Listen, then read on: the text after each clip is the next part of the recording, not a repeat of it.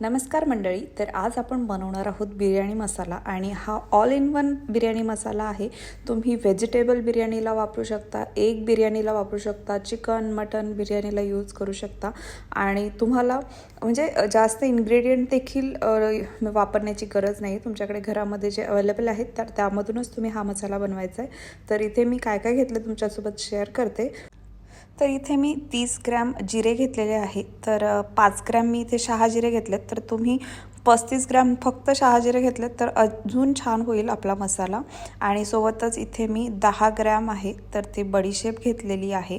आणि इथे बडीशेप ही कोणतीही प्रकार बारीक बडीशेप असते तीही घेऊ शकता, मोठी असते तर तीही घेऊ शकता. 2 इथे मी जायफळ घेतलेत, 5 मसाला विलायची घेतलेत, 5 मी स्टारफूल घेतलेत आणि 2 चमचे इथे हिरवी विलायची घेतली आणि 2 चमचेच इथे मी जावेत्री देखील घेतलेली आहे. इथे मी 15 ग्रॅम आहेत तर त्या मिऱ्या घेतल्यात आणि 15 ग्रॅम आहेत तर त्या लवंगा घेतलेल्या आहेत. सोबतच इथे कसुरी मेथी देखील घेतलेली आहे आणि त्याच्याबरोबरच इथे मी तेजपत्ता घेतला आहे. तर कसुरी मेथी ही आहे 10 ग्रॅम आणि तेजपत्ते 5 ते 6 तेजपत्ते मोठाले घ्या तुम्ही. आणि सोबतच इथे 50 ग्रॅम मी धणा पावडर घेतली आहे. जर तुमच्याकडे अख्खे धणे असतील तर तुम्ही अख्खे धणे घेऊ शकता, ते रोस्ट करून त्याची पावडर बनवू शकता. तर माझ्याकडे ऑलरेडी होममेड बनवलेली आहे सो मी तीच घेतली.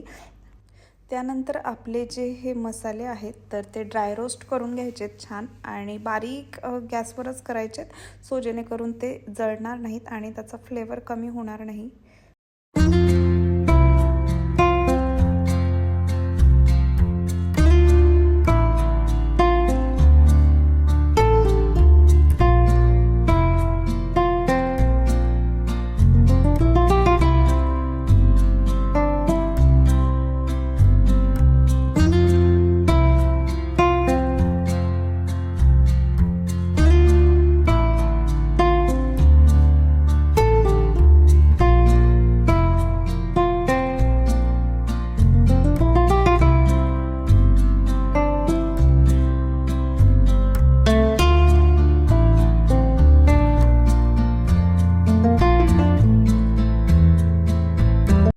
आणि आपला बिर्याणी मसाला आहे तो रेडी झालेला आहे. तर त्याच्यामध्ये धना पावडर मिक्स करून द्यायची आणि एका काचेच्या कंटेनरमध्ये तुम्ही एअरटाईट कंटेनरमध्ये ठेवून द्यायचं. तर फ्रीजमध्ये शक्यतो मी मसाला ठेवत नाही घरी बनवलेला, कारण तो बाहेर आपण ड्राय रोस्ट केलेला असतो तर वर्षभर तरी टिकतो.